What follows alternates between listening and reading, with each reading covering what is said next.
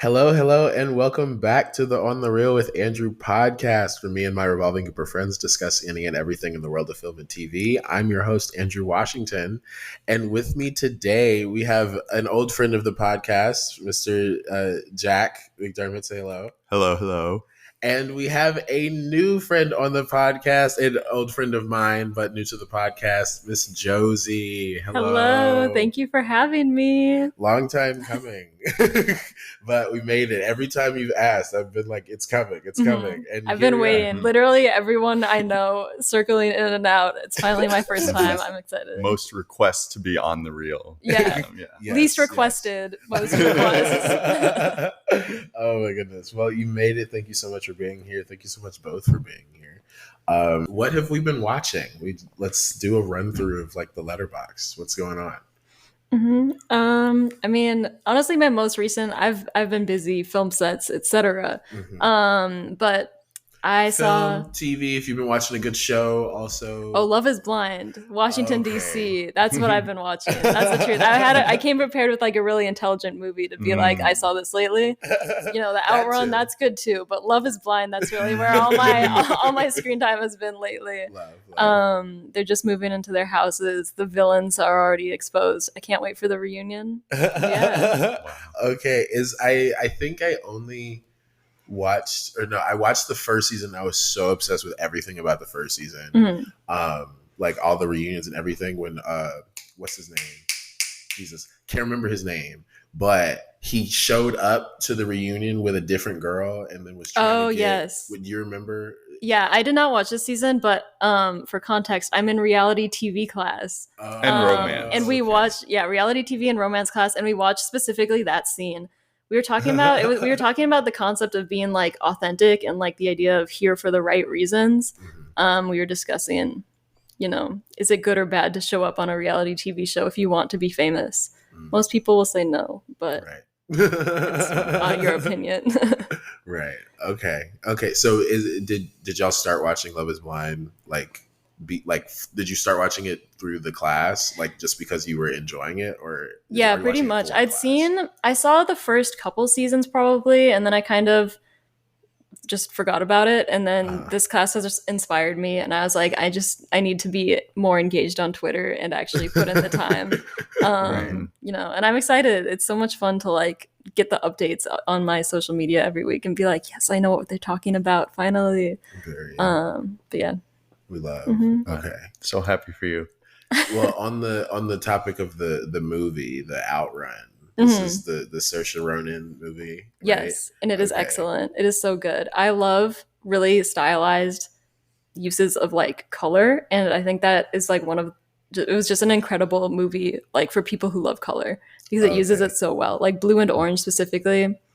That's great to know. It had pretty colors. Had pretty colors, and it had a great story, great performance. All the ingredients that you want to be good were already there. But sorry, I moved past that a little quickly. Great colors, great production design, cinematography is all coming together. I love a lot like nature, a wilderness movie, and I think it portrays that very well. Both along with like the basic, because I believe it hasn't come out yet, so we obviously can't or.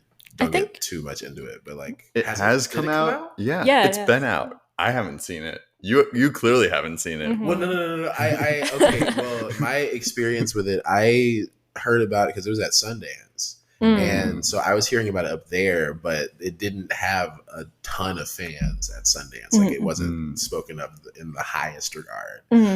So I kind of not like put it out of my brain, but I was like, okay, it was, you know. But I didn't know that it had a release date. I heard. Did you go to the same screening that Vivian went to? Yes, I was at a screening where Saorise Ronan was there. Very exciting. But I do think that it is out like properly, at least in LA, New York. I think everywhere though. Okay. But regardless, anyway, what is the general like storyline? All I know is that Saorise Ronan is in it, and it's about like nature. Yeah, it's about pretty colors. Yeah, and pretty colors. Yes. It's about a young woman getting her PhD in biology. She lives in London, but she's originally from rural Scotland. She's grew up on a farm, but she in her like life in London, she's struggling with alcoholism and like a family history of mental health issues. And kind of reaches a point that is explored throughout the movie, but she ends up going back to live with her family in Scotland and try to recover from her mental health issues and alcoholism, etc. And because she has this background in biology, a lot of her like this like wilderness around her on these rural islands kind of like plays into her journey, like how she explains it. And it's based on a memoir as well. Okay, all right. So biopic vibes, but but like artsy and stylized way of telling a biopic. You know, if that makes sense? Yeah. Like, well, obviously not like piece by piece, but I mean, yeah, not a complete unknown starring Timothée Chalamet. But okay, all right. I mean, speaking of piece by piece, I did finally see it the other day. What'd you think? No, I really loved it. I did. I really enjoyed it. Morgan Neville is like one of my favorite documentarians. What Should Be My Neighbor is one of my favorite movies. So I love Pharrell's music. So I was vibing. There were a bunch of kids in there and they were kind of big. And I feel like it's not necessarily like, it's just like Legos and colors. Yeah. But like there's cuss words in it, but there was like one family and the kids, they were having so much fun. And this other family, this one girl was like running up and down multiple aisles. It was like, one of those experiences. But I will spend too much time. Piper talked about Piece by Piece a lot last week. Or not last week, last episode, 3 weeks ago. So true. But the fourth wall has been broken of the podcast. Wow. Oh my goodness, Jack. Anyway, as a real cinephile, it being Halloween season and all, I've been watching a lot of horror movies. Okay. What a transition. We watched Smile 2, The Guardian, Terrifier 2. I hadn't seen that before, but the hit is The Guardian. The one that people need to know about is The Guardian. It's this William Friedkin movie. Andrew, have you seen a William Friedkin movie? I have. Which one? I saw Sorcerer, and that might be the only one. But Cruising is like on my like next to watch list of his. The one with Al Pacino where he's like gay. Okay, he's like an undercover gay. Well, we can. This sounds awesome. Yeah, or he's an undercover cop in like gay New York in the 80s. That's all great. We can take Cruising, just move it down a spot, pop The Guardian right in above it. Because, Andrew, this movie is about a killer tree. But specifically, it's about this family. Killer tree, it's tree like, Venge and now... No, this is different than Tree Venge. It's like elevated Tree Venge. Okay.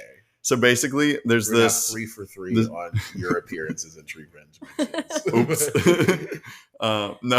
So there's this family and they have like a newborn child, so they get a nanny. But the problem is they discover the nanny has a history of kidnapping babies and sacrificing them to this tree deity.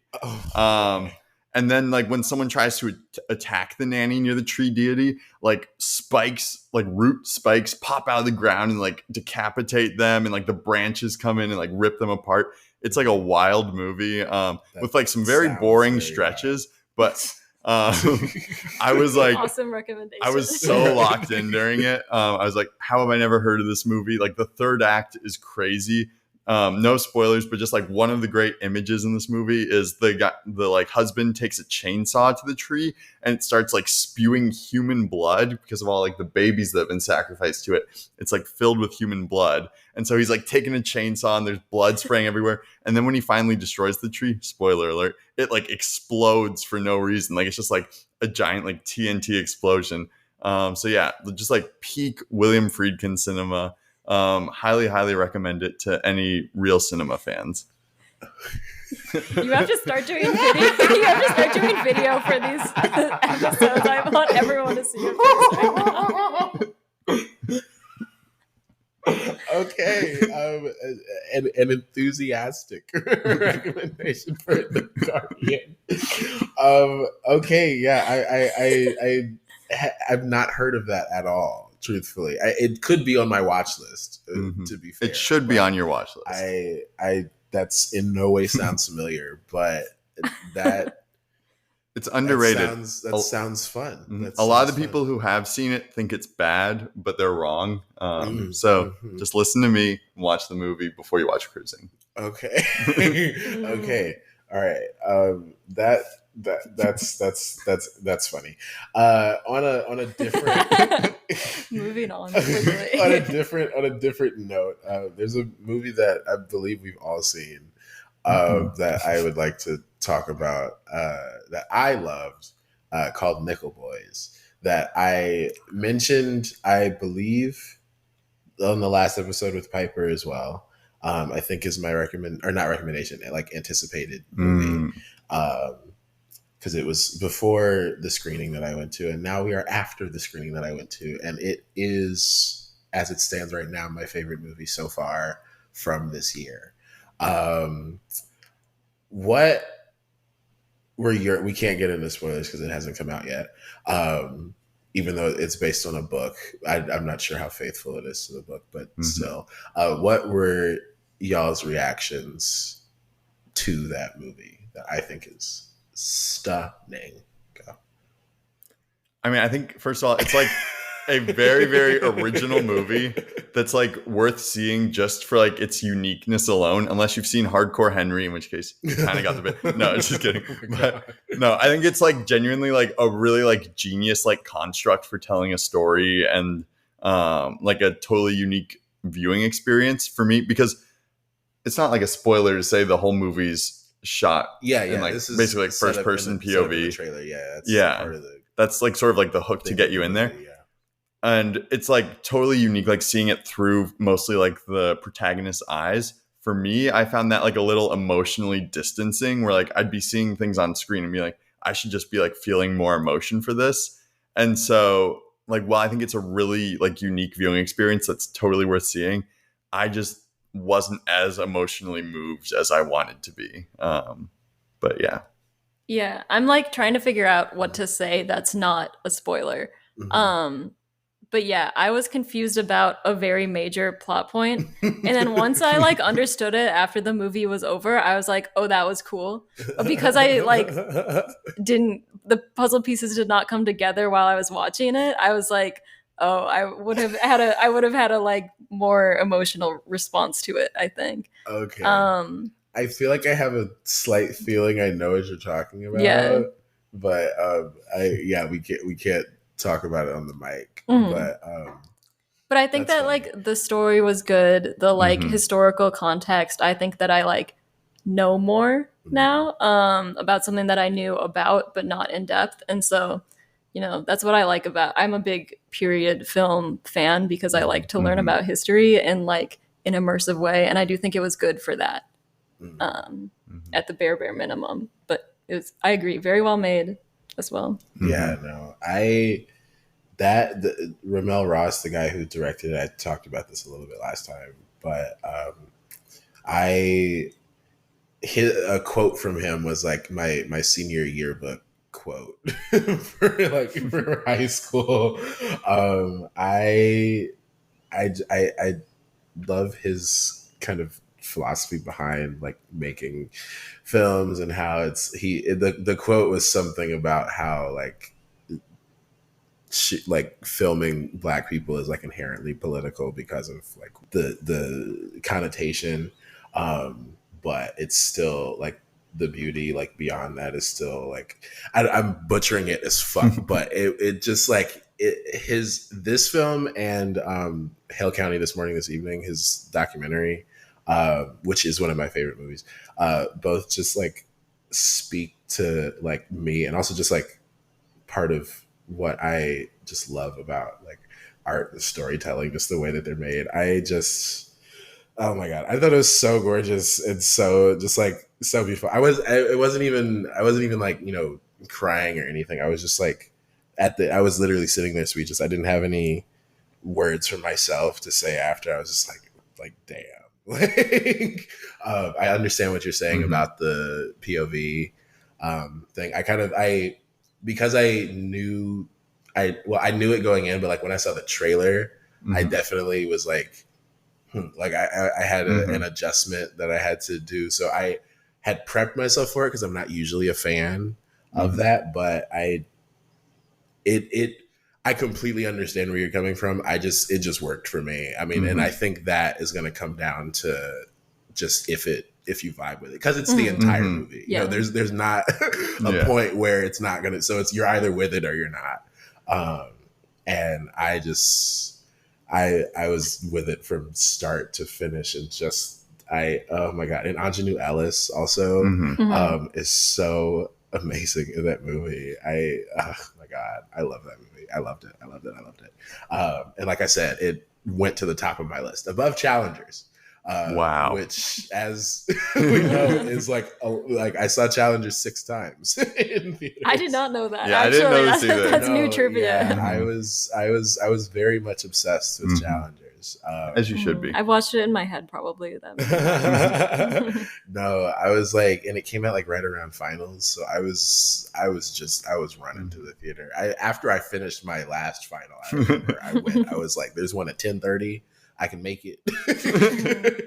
I think I'd seen it 4 times by then already, but I was like, fuck it. Have you seen Challengers more times than you've played tennis? Probably. I'm like trying to mentally run through all the times I've played tennis in my life. Or like played tennis for real. Of course, yeah. We don't fake things probably. You know, in terms of like, you know, hitting things with a tennis racket, definitely not. But like tennis with a tennis ball and a tennis court, probably. Wow. Which I wonder what that says about me. I love the movies. What can I say? I'm trying to think. Is there anything else that y'all wanted to mention at all?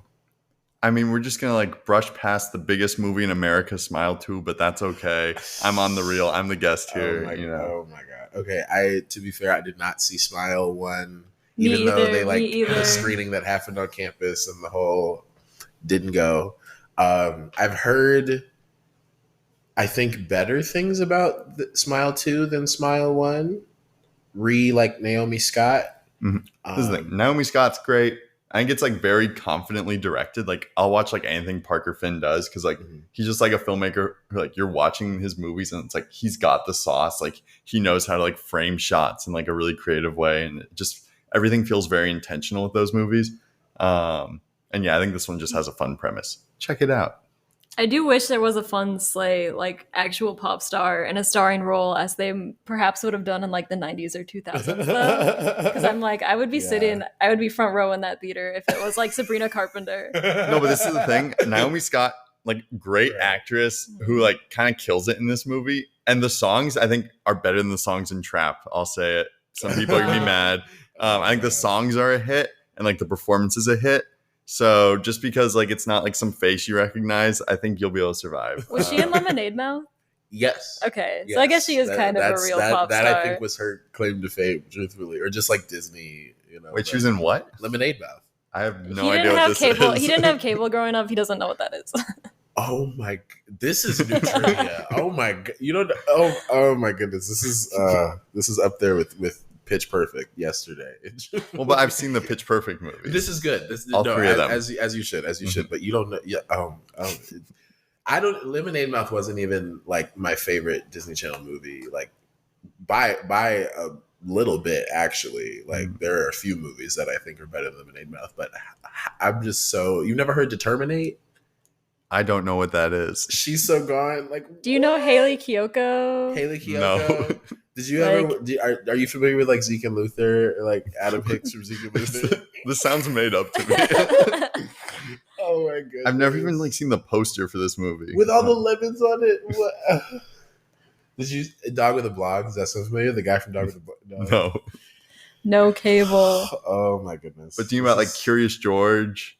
Yeah, Babar the elephant. You were PBS. Yes. We have had this conversation. Okay, I feel like I knew the cable part. I just still assumed you've seen like High School Musical though. Nope. Welcome to the last like 2 years of my life. Oh my goodness. Okay. We'll move on for that. Let's start talking about what we're here to talk about. Get down to brass tacks. Yes, let's get down to brass tacks. We're here today to discuss this year's Palme d'Or winner. I've added such a large space between "duh" and "or." Palme d'Or. Palme d'Or, yes. Anora, the new Sean Baker film starring Mikey Madison, which I believe released widely, quote unquote. Has it still? No, it's released in like 4 theaters. It's released in 4 theaters, but they're like it's now in theaters, and it's like okay. But that was what, last week, right? About a week ago now, or this past weekend. I believe it goes wide like the first weekend of November, but I could be wrong. Okay. Very briefly, Anora follows the story of Anora, or Annie, for a good chunk of the movie, actually. She's a sex worker in... Exotic dancer, sorry. But she's an exotic dancer in New York, and she meets and has this whirlwind romance, quote unquote, with a Russian oligarch's son. And Vanya. Yes. He's a couple years younger than her as well. Yes, we love it. Age gap. That's relevant. Yeah, mid-20s. They're both in their 20s. He's younger 20s. She's mid-20s, and it's just kind of the ups and downs and aftermath. I can say that of that. And yeah, I'll stop there with the description. What were y'all's initial because Jack, you've seen it twice. Josie, you've only seen it once, and I've only seen it once as well, but you saw it more recently than I did. What were your initial thoughts? And Josie, you go first because you have more. I do have better thoughts, so Josie can go first. More better. More comma insight better. into where this is going. Yes, Josie, what were your initial thoughts? Yeah, I really, really liked it. Perhaps my favorite of the year. Only rival Dune Part 2, but I might like it more than Dune Part 2. The only Sean Baker movie I've seen before is Tangerine, which I also really like. So I was going in with high hopes. And as well as all the good things I'd heard about it. And I'm a big rom-com fan. If you know anything about me, I love rom-coms. And so I was watching the first act and I was like, wow, it's like Pretty Woman, but better. I'm having a great time. If you know anything about the structure of rom-coms, the midpoint is when the couple is at their happiest. Something happens. Wait, we can do spoilers in this, right? Yes. Okay. Yes. My saying it's coming out was, I realized I should have more specifically said a spoiler, a spoiler warning now alert for Anora. It's been rolling out in theaters for a while now, and like Jack said, it'll be out officially in a week or so from now. But you are fine to spoil the movie from here on. Right. Oh my God. Sounds good. Okay. So in a rom-com, the midpoint, the couple is at their happiest. Something happens. Oh no, the couple's never going to be together. Happy ending. They are miraculously together. So I'm watching the movie and I did not know how long the movie was going into it. So they get married and I'm like, wow, this is the midpoint. It is a rom-com after all. I'm so excited for this to work out for them. Vanya's running away, but he's going to come back. They find him at the club. That's okay. He's going to forgive her anyway. I was like, surely they're going to turn this around. I was wrong.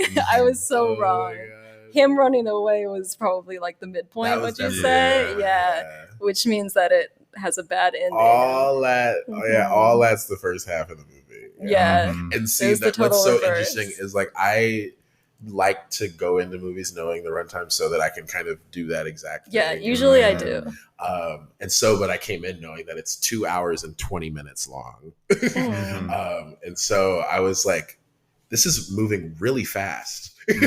For like a 2 hour and 20 minute movie. I was like, what is the rest of this movie gonna be? I feel like it helped me.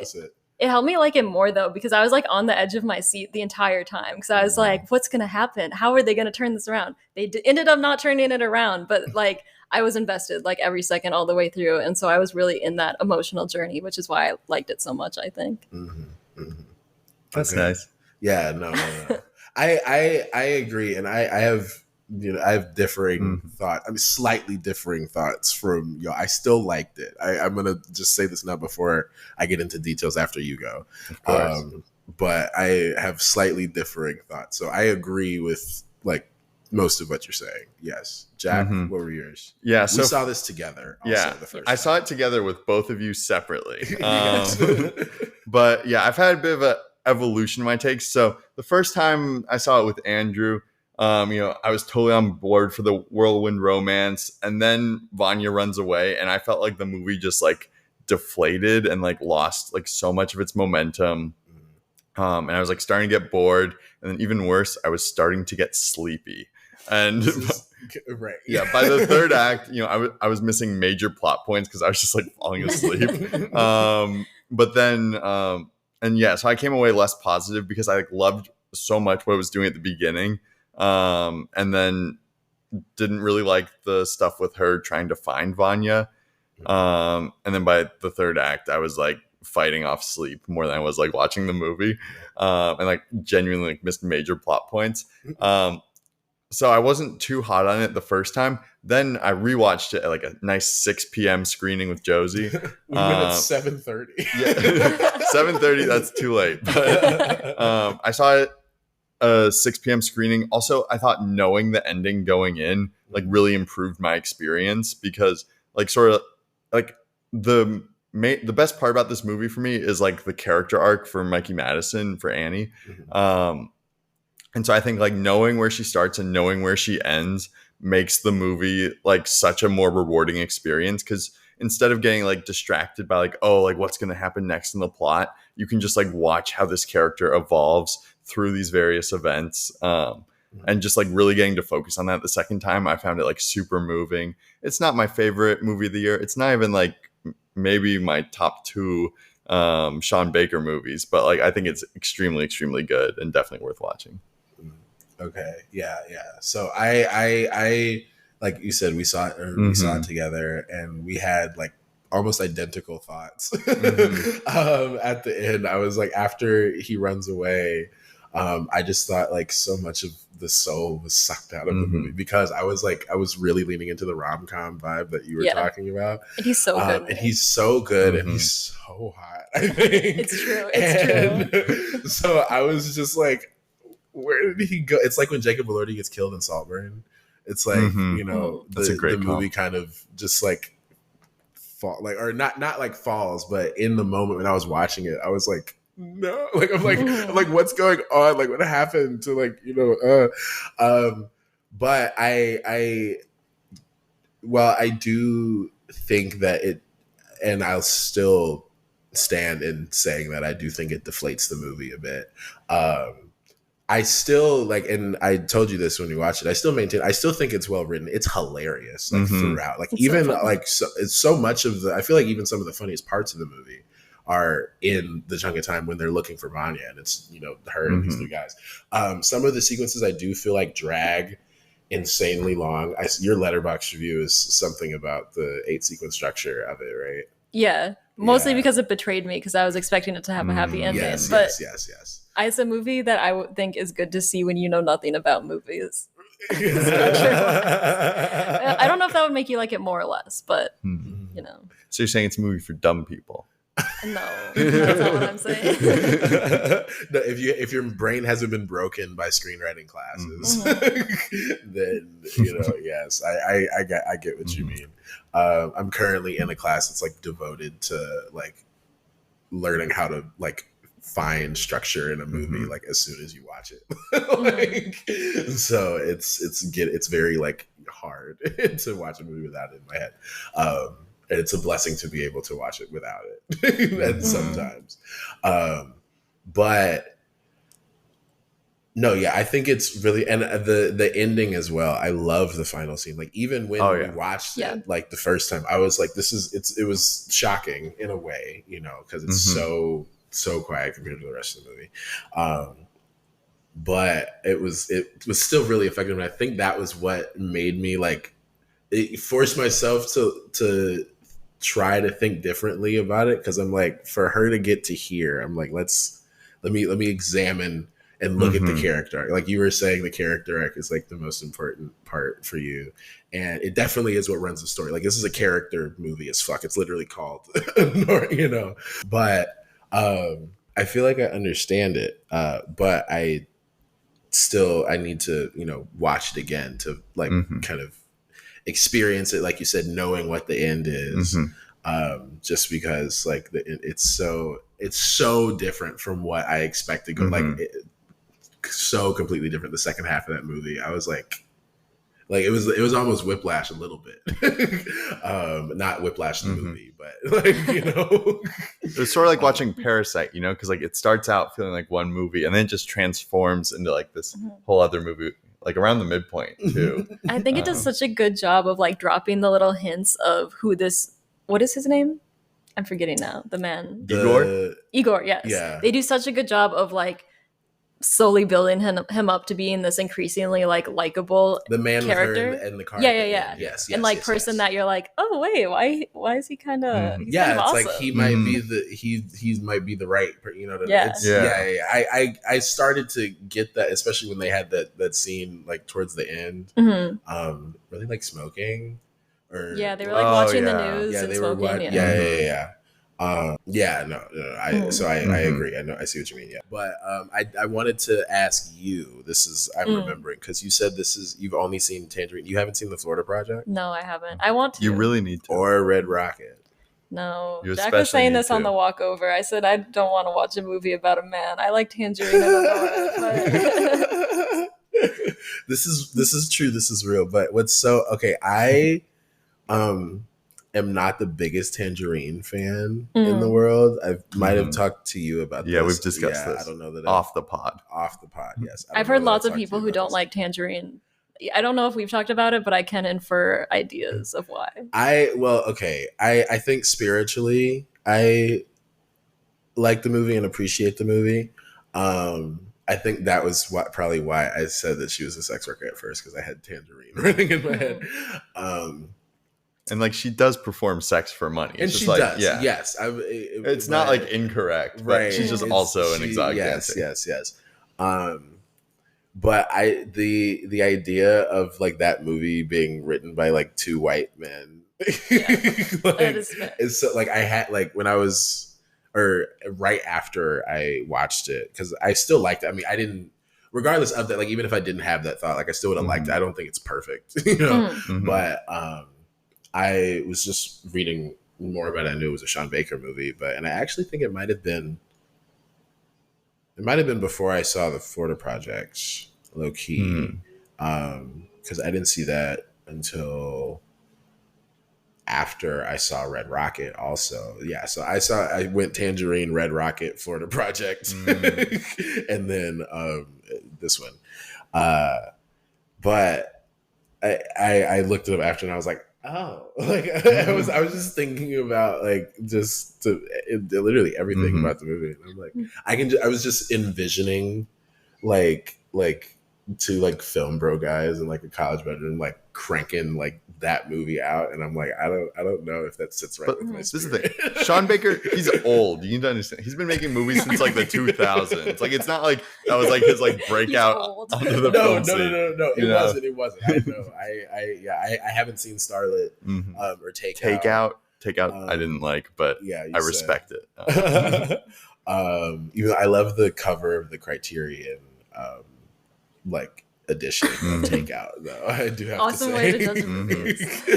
It's also available on YouTube. Not advocating for piracy, but it is on there. That's a fact. Okay.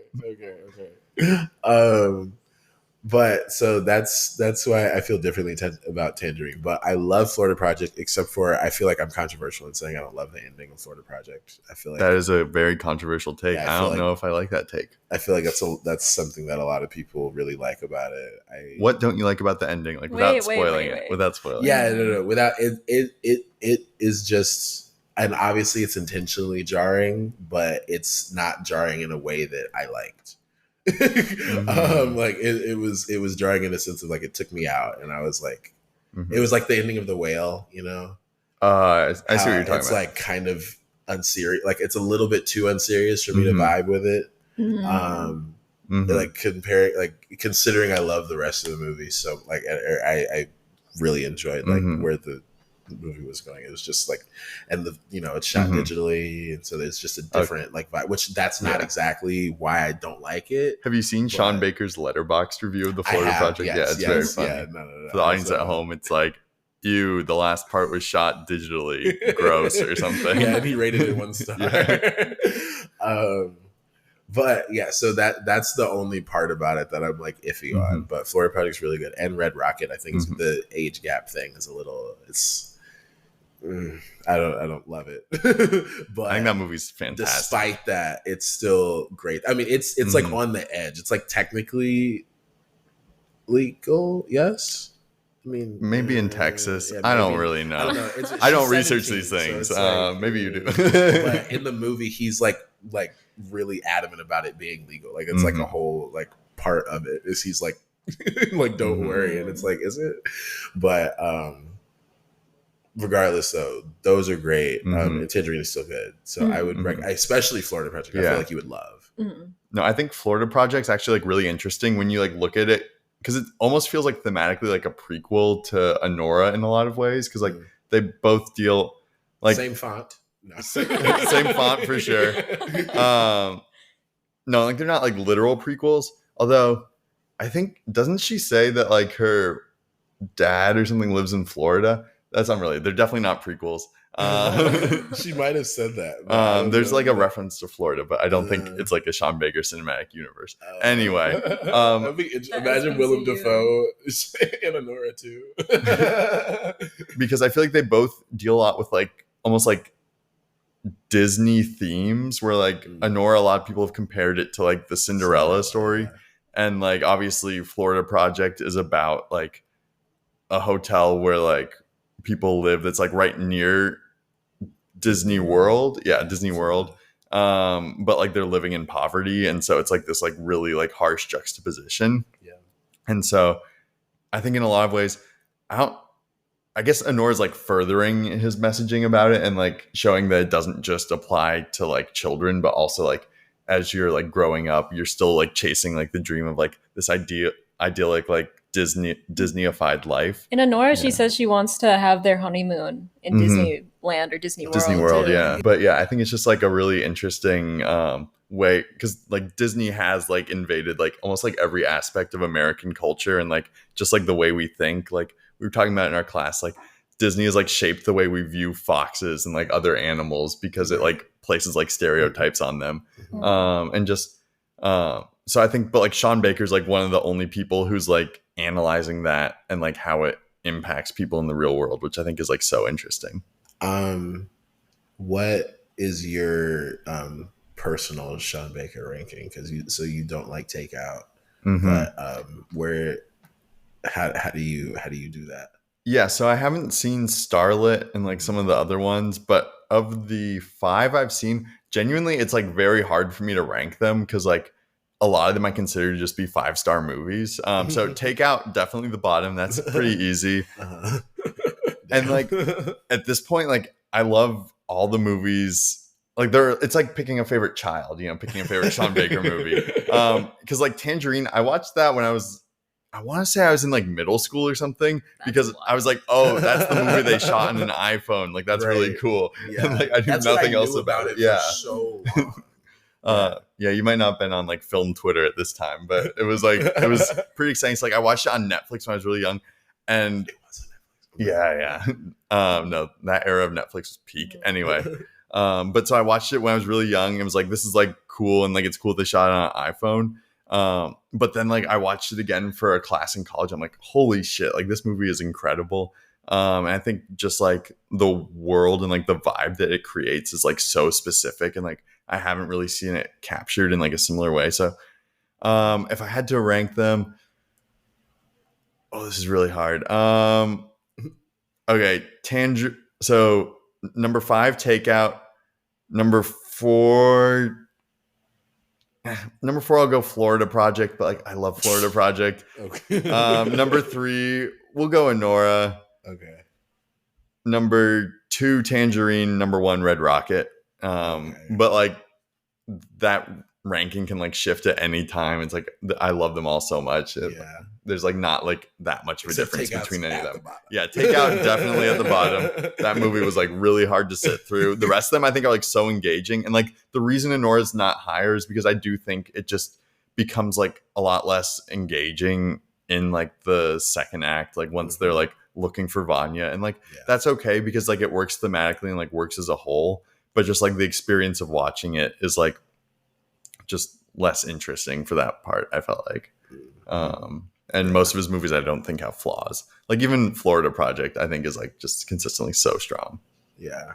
I do think another thing, I think the pacing definitely drags insanely like during that second half. Like that was like part, because like you said, it gets boring. And I wasn't falling asleep because like part of me is agreeing with what you were saying and how you were like, you were staying awake because you were like, well, when is Vanya, like, surely Vanya's coming back, you know, surely Vanya's coming back.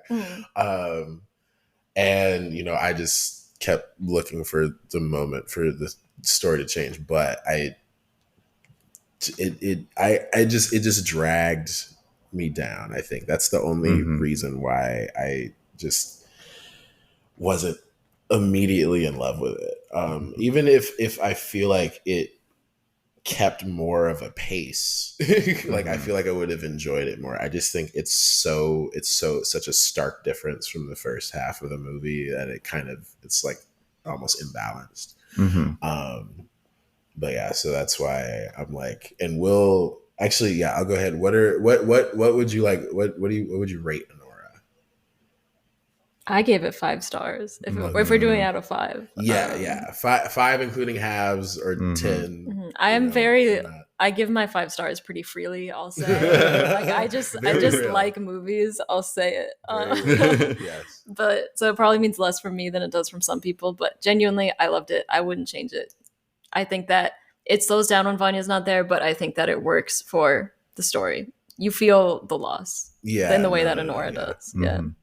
Yeah, for me, I gave Anora 4.5 stars. Well, I gave it 4 stars on my first viewing, but I was really feeling more like a 3.5, borderline 3. But again, I was sleeping through major plot points. Anyway, but then I bumped it up to 4.5 after second viewing, which, like for reference, is like the same score I gave to The Guardian and Smile 2. So you should also check out those movies. Okay.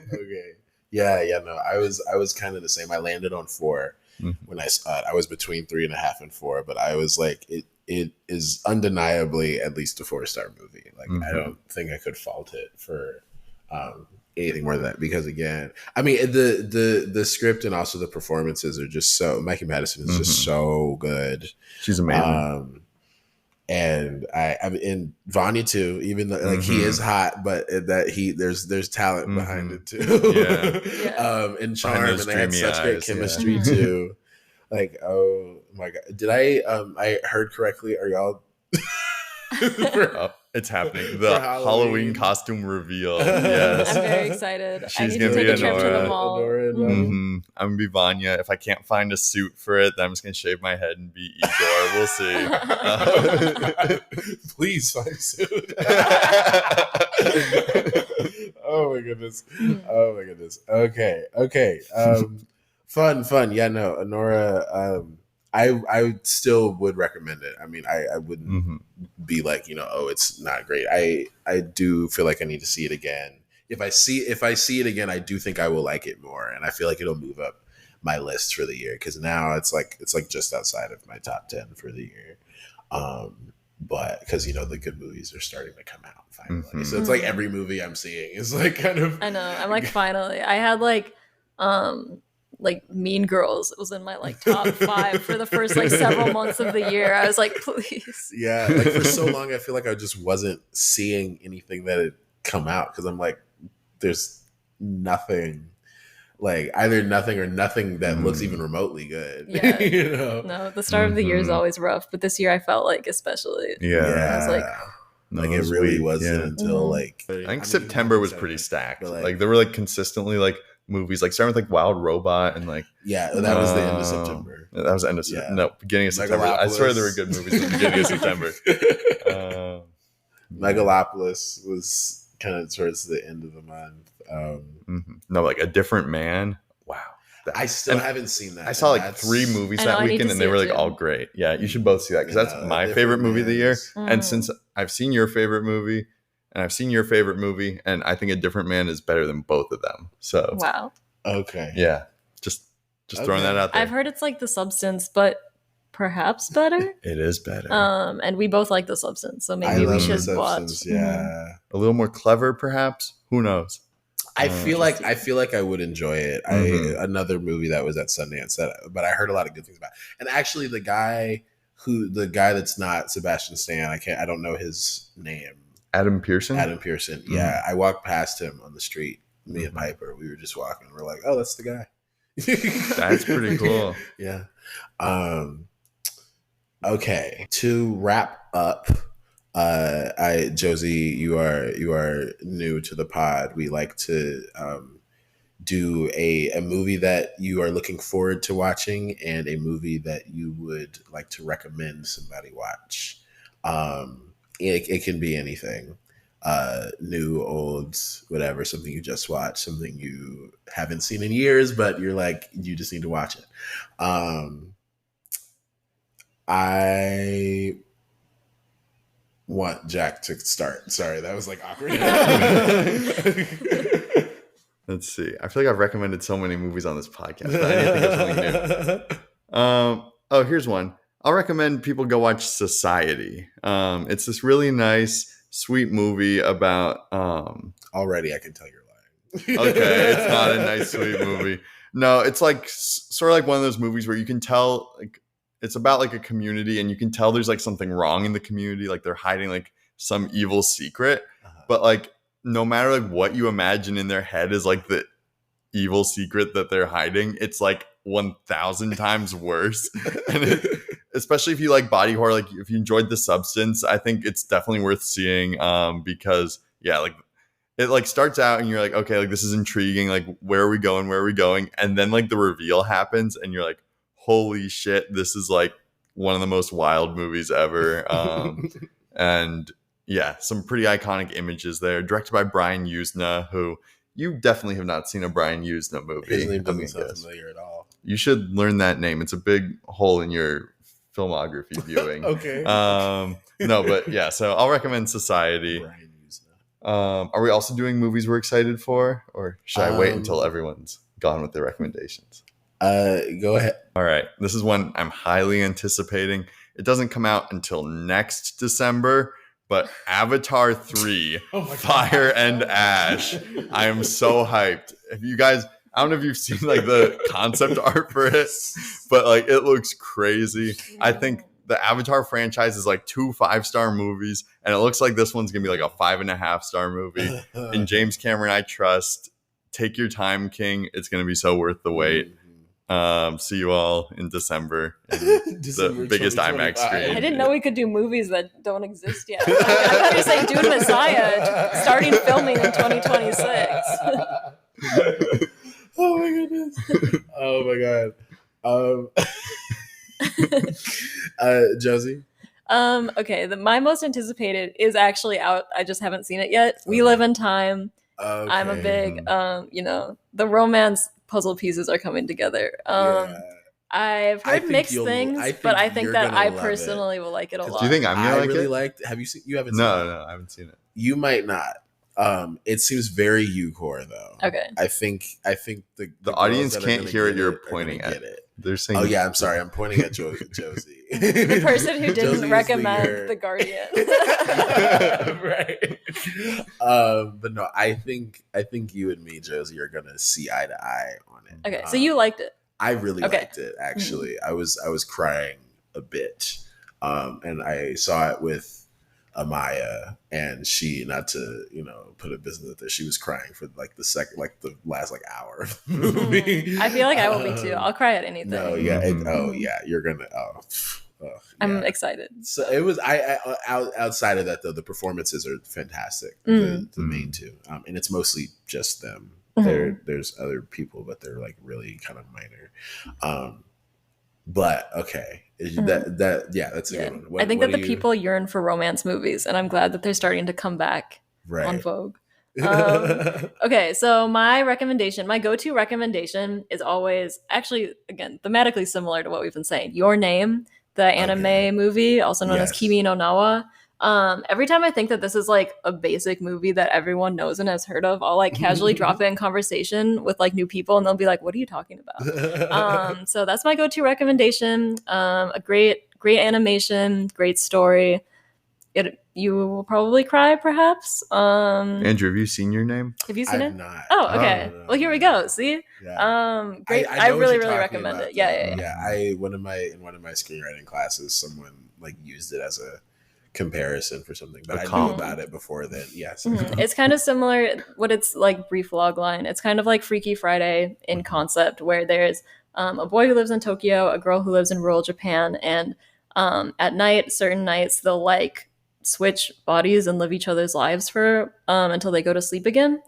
And they both really want each other's lives. So the Tokyo king goes to try to find her, but can't. And it's what happens after that. And it's really good. If any emo teenagers are listening to this podcast and have not seen it, if you're like 14 years old, it'll change your life, and you'll probably want to become a filmmaker. I'll say it. It happened to me. Yeah. For real. Oh my god. Okay. Those are.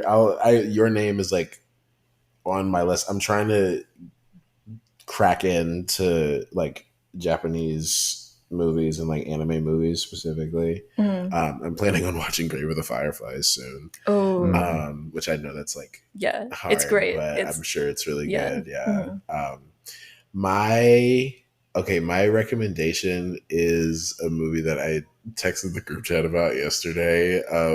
Bram Stoker's Dracula, Francis Ford Coppola's Dracula. I want to see it too. I haven't seen it. It's fucking awesome. It's like I've heard this. You would love it, Jack. He's pointing at me. Yes. Yeah. No, you haven't seen it, so I don't want to like just say the images that are in it, but it's like just like he's just on 10. He's just like flexing his shit. It's like some crazy shit. The costumes are gorgeous. Some of it you kind of just have to go with. Some of it doesn't like really make that much sense, but you know, you kind of forgive it just because it's like it's so fucking cool. Like, sure. It's like it's more of a romance movie though. Didn't know Winona Ryder was in it. Didn't know Keanu Reeves was in it either. You don't know a lot of things about this movie then, huh? Well, I thought I did. The main thing that I knew was that it was Coppola's Dracula. It's in the title, and I wanted to. It's not. It's actually not. This is Ford Coppola's Bram Stoker.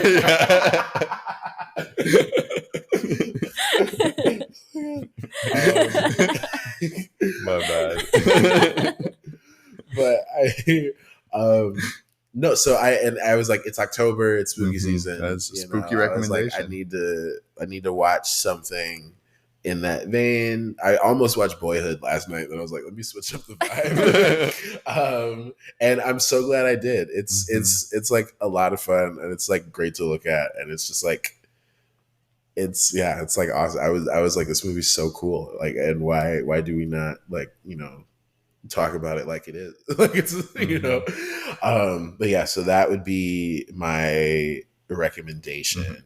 Wait, Andrew, do you know me and Josie's story about how we almost saw Bram Stoker's Dracula, but then didn't?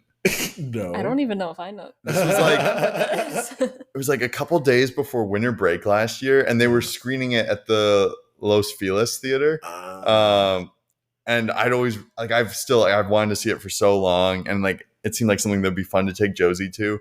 And there was like the programmer of the Salem Film Festival was hosting a screening of it at the Los Feliz. And so we like got in our heads it'd be a fun idea to like go on like a date over there and like go see the movie.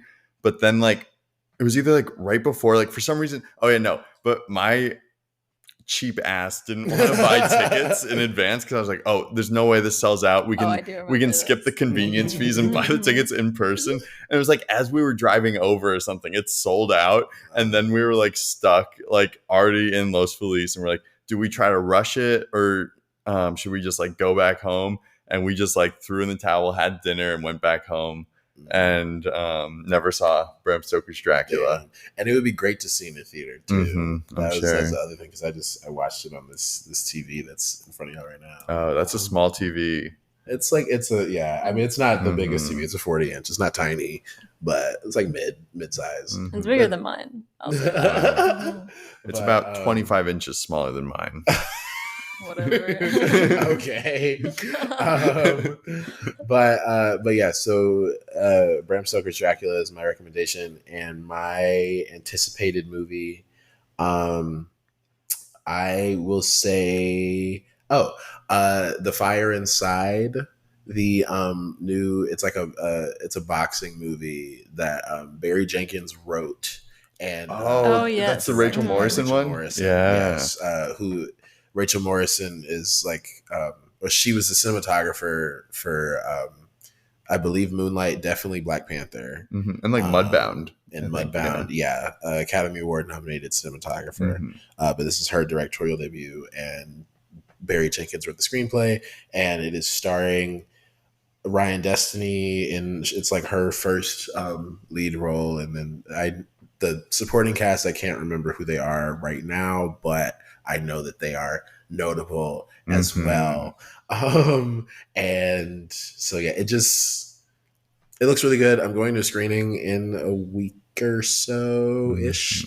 And so I am looking forward to that, because we're in the season where movies are starting to come out, but it's screening, so we're starting to see them early. I feel like I'm going to start to run out of movies by a certain time, because I've already seen a lot of like stuff that a lot of the studios are campaigning. But that's like, it's one of the few that I'm like, I haven't. I'll be able to catch it. That's very exciting. Yeah, but so yeah, that's my anticipation. We're at the end. Thank y'all so much for joining. For the listeners, if you would like to follow the podcast on Twitter, you can do so at the OTR Andrew Pod. You can follow me on Instagram at OTR with Andrew. You can follow my Letterboxd at AndyMike1209. Would y'all like to plug any of your all socials?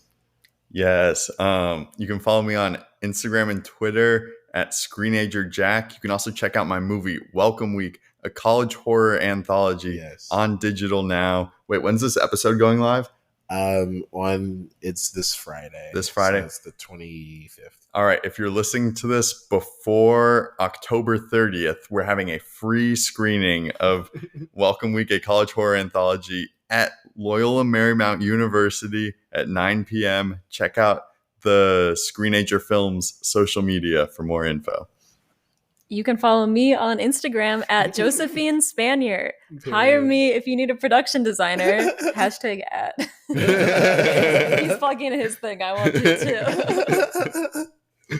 Period. Okay. Well, yes, we're at the end. Thank y'all. Thank y'all so much, and tune in next week for a discussion on I'm not sure what. But there will be something coming out next week. So tune in. Thank you. I will be tuning in. Thank you for having us. Of course. Thank you. Okay.